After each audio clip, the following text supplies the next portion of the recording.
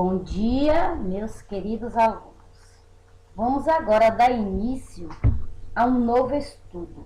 Vamos falar agora sobre a respiração, que é um processo fisiológico pelo qual os organismos vivos inalam oxigênio do meio circundante e soltam dióxido de carbono. Podemos passar vários dias sem alimento, mas não sobrevivemos por mais de alguns minutos sem respirar. Respirar é certamente muito mais urgente do que comer. Quando falamos em respiração na espécie humana, estamos nos referindo à troca de gases realizada por nossos pulmões, que retiram o gás oxigênio do ar e liberam gás carbônico para o meio externo. Mas por que motivo precisamos de gás oxigênio? Cada uma de nossas células necessita de energia para sobreviver. Essa energia é obtida por meio de reações químicas envolvendo certos nutrientes orgânicos, como a glicose, com a participação do gás oxigênio. Este processo é chamado respiração celular. Vamos agora falar de alguns órgãos, do sistema respiratório. O nariz, a faringe e a laringe, a traqueia, brônquios, bronquíolos e alvéolos e os pulmões. O nariz é através do nariz que o ar entra em nosso organismo. Dentro dele existem pelos que retêm pequenas impurezas contidas no ar que respiramos. No interior do nariz existe a cavidade nasal, que é dividida em duas por uma pequena parede chamada septo nasal. A faringe e a laringe. Tanto o ar que inspiramos quanto o alimento que engolimos passam pela faringe. Dela partem dois tubos separados, o esôfago, pelo qual segue o alimento, e a traqueia, que leva o ar aos pulmões. Ligando a faringe à traqueia, há um tubo curto, chamado laringe. O orifício superior da laringe é a glote. Veja a localização desses órgãos na figura. Quando engolimos, a epiglote fecha a laringe, impedindo que o alimento penetre na traqueia, forçando-o a descer pelo esôfago. Nas bordas da glote ficam as pregas vocais, pequenas saliências que vibram quando o ar é expulso, produzindo os sons da nossa voz. A traqueia. A traqueia, tubo que leva o ar aos pulmões, apresenta em sua parede reforços de anéis de cartilagem que mantêm a forma tubular, impedindo que as paredes se toquem. A face interna da traqueia está permanentemente umedecida com muco, um líquido espesso que tem função protetora. As pequenas partículas que existem no ar e que não foram filtradas no nariz aderem ao muco, sendo depois removidas pelo movimento dos minúsculos cílios existentes na parede da traqueia. Brônquios, bronquíolos e alvéolos. A traqueia se bifurca em dois tubos, os brônquios. Os brônquios também são reforçados por anéis de cartilagem. Cada brônquio entra em um pulmão, onde se ramifica em tubos cada vez menores, chamados bronquíolos, cujas paredes ficam cada vez mais finas. Vejamos na figura abaixo. Nos bronquíolos não existem anéis cartilaginosos. Cada bronquíolo termina em um conjunto de microscópicas estruturas em forma de saco, chamadas alvéolos pulmonares. Todas as trocas gasosas entre o sangue e os pulmões acontecem na região dos alvéolos, que apresentam grande quantidade de vasos sanguíneos em sua superfície. Os pulmões. Os pulmões são órgãos semelhantes a duas grandes esponjas cheias de ar, o qual fica contido nos alvéolos. Inspiração e expiração. As figuras mostram o mecanismo de entrada e saída do ar dos pulmões. A entrada e a saída do ar dos pulmões dependem da ação de músculos externos a ele, o diafragma, que separa a caixa torácica do abdômen, e os músculos intercostais, que movimentam as costelas e as ligam entre si. Observe a imagem, que explicam como isso acontece. Inspiração. O diafragma se contrai e abaixa. A caixa torácica aumenta de volume na vertical. Os músculos intercostais também se contraem. As costelas se levantam e o volume da caixa torácica aumenta na horizontal. A pressão do ar na caixa torácica e nos pulmões fica menor do que a pressão atmosférica e o ar entra.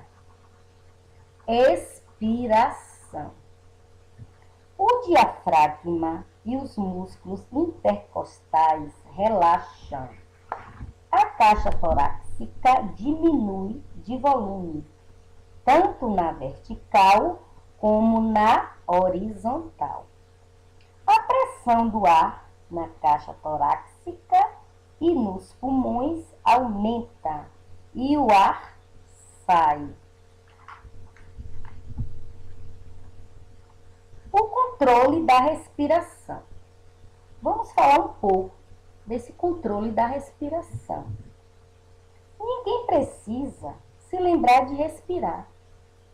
A inspiração e a expiração ocorre de forma involuntária, ou seja, independe da nossa vontade.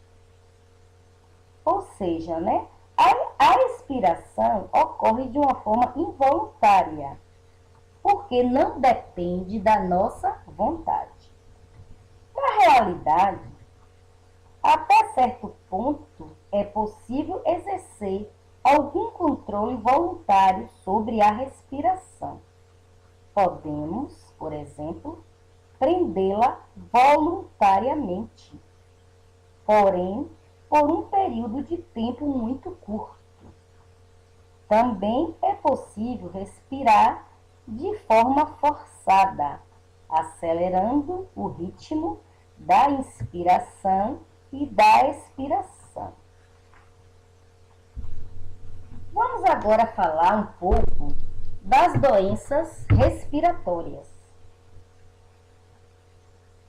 Algumas doenças do sistema respiratório, como resfriados, gripes e bronquites, são relativamente benignas. Outras, como a pneumonia, a tuberculose, o enfisema pulmonar, são bem mais graves. Os micro-organismos presentes no sistema respiratório muitas vezes passam de uma pessoa para outra através do espirro, que lança gotículas de secreções do corpo contendo bactérias e vírus. Dependendo da resistência do indivíduo receptor e do número de micro-organismos recebidos, a doença pode se manifestar. Vamos ver agora as infecções causadas por vírus. Vamos falar um pouco do resfriado.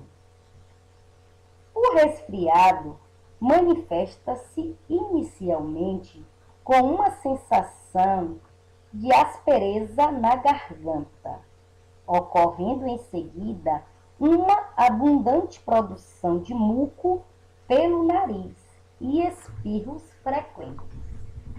É causado por um vírus e ataca principalmente a parte dita alta do sistema respiratório, composta de nariz e faringe. De modo geral, pode ser acompanhado de febre baixa. Agora vamos falar um pouco sobre a gripe. É também uma infecção causada por vírus, geralmente acompanhada de febre. Existem muitos tipos de vírus de gripe e novas variedades estão constantemente surgindo. A gripe pode começar com sintomas de um resfriado comum. No entanto, logo aparecem febre alta e dores no corpo, principalmente nas articulações. Os remédios são usados para aliviar esses sintomas. Recomenda-se também repouso e boa alimentação. Já falamos agora das infecções causadas por vírus, que são o resfriado e a gripe. Vou falar um pouco agora sobre as infecções causadas por bactérias. As infecções causadas por vírus, muitas vezes, abrem caminho para que as bactérias se instalem e provoquem doenças. Assim, as laringites, que são as infecções da laringe, e as bronquites, que são as infecções dos brônquios, podem começar como uma virose, que dá espaço, depois, a uma infecção causada por bactérias. Os antibióticos, que não são eficazes contra os vírus, podem ser utilizados para combater bactérias. A bronquite aguda é acompanhada de muita tosse e a grande quantidade de muco. As duas manifestações, tosse e abundância de muco, podem ser interpretadas como uma tentativa do organismo de se livrar dos agentes patogênicos, expulsando-os. Em muitos casos, a bronquite tem origem alérgica. Certas pessoas são extremamente sensíveis a certos fatores ambientais, como, por exemplo, os grãos de pólen ou mofo presente no ar. Este tipo de bronquite, também conhecida por asma, pode tornar-se infecciosa, caso as bactérias se instalem. Vamos ver agora as doenças dos pulmões. A pneumonia é uma infecção dos pulmões e tanto pode ser causada por vírus como por bactérias. Quando é bacteriana, a infecção costuma ser mais grave. A tuberculose, que é outra doença dos pulmões, ela é causada por uma bactéria chamada bacilo de Koch. Era uma enfermidade muito temida antes da descoberta dos antibióticos. Hoje em dia, com a ajuda desses remédios, é mais fácil combatê-la. Além disso, a conhecida vacina BCG oferece proteção contra ela. O enfisema pulmonar também poderia ser chamado de doença dos fumantes, embora não seja um mal exclusivo de quem fuma. Nessa enfermidade, que se agrava com a idade, ocorre uma lenta destruição dos bronquíolos e das paredes dos alvéolos. O ar fica preso dentro dos pulmões, que ficam permanentemente inflamados. A superfície onde ocorrem as trocas gasosas se reduz muito. Com isso, o doente muitas vezes sente falta de ar e tem acessos de tosse. Em consequência, o coração precisa trabalhar mais para bombear sangue para os pulmões, aumentando a incidência de doenças cardíacas.